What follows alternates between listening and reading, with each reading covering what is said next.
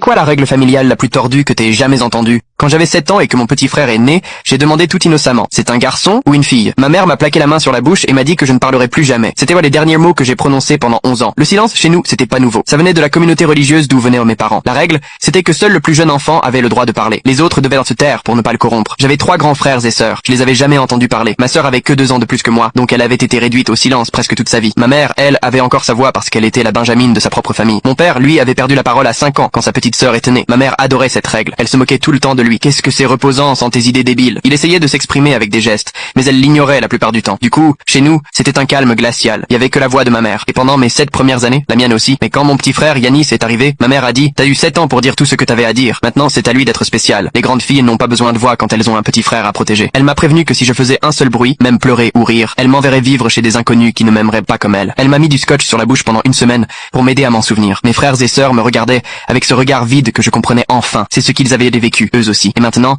j'étais en enfer avec eux. Ma mère nous faisait l'école à la maison pour cacher nos traditions familiales. Mais Yanis, lui, avait des vrais cours. Il pouvait lever la main, poser des questions, parler, comme moi, avant. Nous, on lisait en silence. Ma mère me faisait peur avec des graphiques bizarres, soi-disant pour me prouver que Yanis devenait plus bête à chaque fois que je faisais un bruit. Je l'ai cru. Elle me disait: regarde les dégâts que t'as fait avec c'est tout. Je suis devenu obsédé par le silence. Même respirer fort me paniquait. Yanis, lui, il en profitait. Il cassait des trucs dans la maison, nous accusait, et on pouvait rien dire. Il me chuchotait des horreurs du genre: t'es moche, t'es nul, et tu peux même pas le dire à personne. Et ma mère, elle le félicitait pour sa patience avec ses frères et sœurs handicapés. Regarder mon père lutter pour se faire comprendre est devenu insupportable, parce que je savais maintenant que c'était ça, mon avenir. Un soir à table, il essayait de dire un truc important à ma mère, en geste. Elle l'a repoussé d'un signe de main. Yanis a rigolé. Et là, j'ai craqué. Je me suis levé et j'ai dit, pour la première fois en 11 ans, écoute-le. C'était comme si une bombe avait explosé. Yanis s'est mis à hurler: je deviens bête, en se tenant la tête. Le masque de ma mère est tombé d'un coup. Elle m'a regardé avec une rage folle et a crié: tu es en train de le tuer. Elle m'a enfermé dans ce qu'ils appelaient la pièce du silence, une sorte de cave insonorisée où on était censé réfléchir à nos actes. J'y avais déjà vu ma sœur envoyer une fois, parce qu'elle avait crié quand elle s'était cassé le bras. Le lendemain,